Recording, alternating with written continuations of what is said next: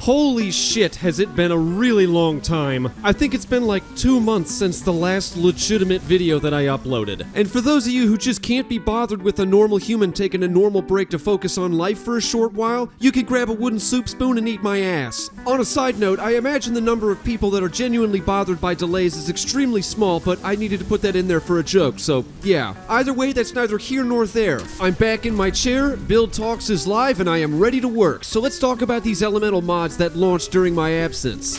Well, mods were very poorly received on my end originally, and I can give you my exact reasoning as to why. The fact that the game was giving me mods that did the exact same things as the mods that I already had, but required an extra slot to be utilized for absolutely no reason, that felt extremely half-baked to me. I mean, sure, yeah, they did some cool things, like restore ability energy, but I honestly can't think of a legitimate use for any of the chosen mod library, except for Font of Wisdom. That one was a fucking banger. But like I said, other than that, nothing. They excel at stacking charges, I'll give them that, but it always ended up costing an unnecessary mod slot. One that could have been filled up by something else that would have been of a potential greater benefit. It really pissed me off because here I am generating these wells, but by default they do absolutely nothing save for give me a bit of ability energy back. It was literally just charged with light, but with extra steps, all for the sake of a charge that could be obtained 1,000 times easier. If the different elements had different effects, kinda like how elemental capacitor affects weapons differently based on the element assigned, I would have seen them in a whole different light. If I picked up an arc well and it gave me a boost in stability for X amount of time, I'd have been like, cool, these are some real handy little doodads here. But that never happened because Luke Smith. And before you light me the fuck up for saying that, just remember, that's my opinion. You're not required to like it, and I'm not gonna lose any sleep if you don't. However, the Splicer mod library is an entirely different ball game. These are some of the most intricate and unique mods that we've seen from a seasonal vendor. The last time we got mods this fresh was back in the Season of Dawn, stuff like Heavy-Handed and Firepower or Peel Thyself, which allowed us to use our abilities in completely different ways. This is what I wanted with well mods when they were initially launched, I just didn't know it yet. So let's take a look at our Charger mods. We'll look at the effect mods after that. First up is Reaping Wellmaker. After activating your class ability, your next weapon kill guarantees a drop for a Void Well. Second, we've got Overload Wellmaker. Defeating a target with a finisher spawns 2 Arc Wells. And lastly, we've got Explosive Wellmaker. Rapid eliminations against targets with explosive damage spawns a Solar Well.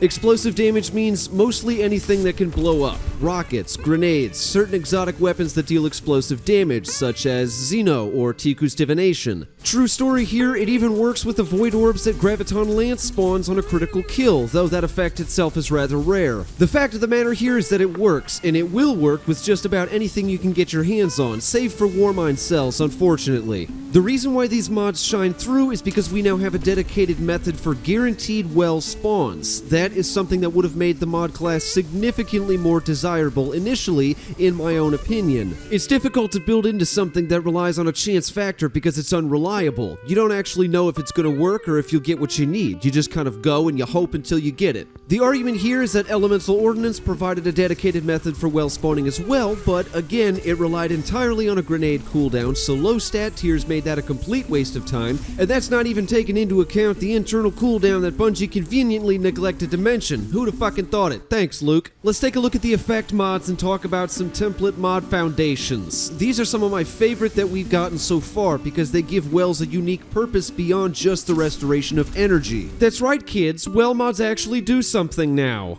First up is Well of Tenacity, designed to be used alongside of Reaping Wellmaker. Collecting a Void Well reduces damage taken from any targets for 10 seconds. This effect also stacks with others similar to it, such as Protective Light or Concussive Dampener, meaning that all of a sudden Omnioculus and Graviton Forfeit are suddenly even more viable of an option for bottom tree Night Stalkers than they already were. Also, my voice cracked on that one, hope you guys enjoyed that. Anyway, Heart of the Pack increases a multitude of stats, but most notably it increases the charge rate of your Smoke Bomb, allowing you to continually stack Heart of the Pack over and over. With Protective Light and Well of Tenacity, you may not necessarily always have both, but you will always have access to at least one of them, especially with Omnioculus and its natural defense buff while you're invisible. Next up, we've got Well of Life, which is meant to work with Explosive Wellmaker. Collecting a Solar Well grants increased regeneration for 10 seconds. Much like Vampire's Caress on the Karnstein Armlets, the regen here can't be interrupted. In that way, it's a great source of damage mitigation and can also effectively stack with Protective regenerative light as well. This could work extremely well with the healing warlock, preferably with Lumina and the boots of the assembler, but anything that provides any sort of external and internal healing could do the trick. My mind immediately goes to Celestial Fire or Igniting Touch with the Karmstein Armless for solo. Both deal explosive damage, which means they both have potential to generate wells. However, Bloom and Cataclysm could also work out really well with the right mod combo. Energy Converter immediately comes to mind. There's likely something you could do with a Titan as well, but honestly, I just don't really care because I hate playing Titan and I'd rather hang myself with a belt than do another Titan video. I don't know, Sunbreaker seems like a well-generating clusterfuck. Maybe give that a shot since everything Solar Titans do just seem to explode.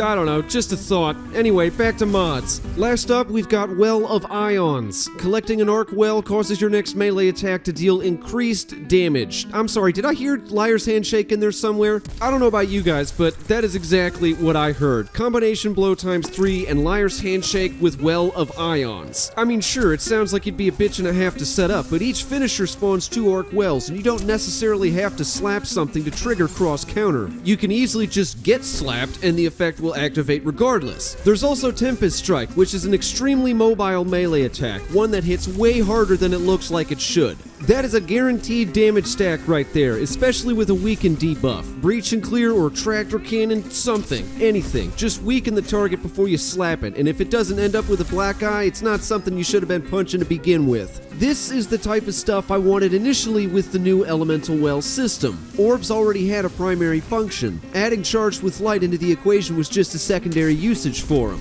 The thing about wells is that they just weren't common enough in the beginning to justify the usage of a mod slot in order to reap what little benefits there were. Again, that's excluding a few of them, such as Font of Wisdom or Font of Might. The buffs provided by both were ample and they gave the player a reason to use them, but nothing else really stuck out to me. First, you had to slot a mod that let you generate a well, and then you had to slot another mod that provided an effect for said well. The fact that they could be converted into charges of light was a unique twist, but in the beginning, there wasn't really much a well could do that an Orb of Power couldn't do better with the right leg mods and class item mods. And those didn't consume a combat style slot. Those were passive. They took up reserve ammunition slots or general support slots on your class item. What I'm getting at here is that in its infancy, the system was a little too invasive for such a small amount of gain, but the Splicer mod catalog is entirely different. Not only giving us new ways to use the abilities specific to our classes, but new effects assigned to the wells we generate via mods that are cost effective and nowhere near as intrusive because the gain finally justifies the loss in certain scenarios. All of these mods play into one another extremely well. They're meant to work that way, and that fact alone is what opens up the door to a multitude of different mod combinations that could potentially be devastating to anything on the receiving end of you. Be it from outgoing damage or incoming healing, defense buffs for damage mitigation combined with exotic effects and legendary perks,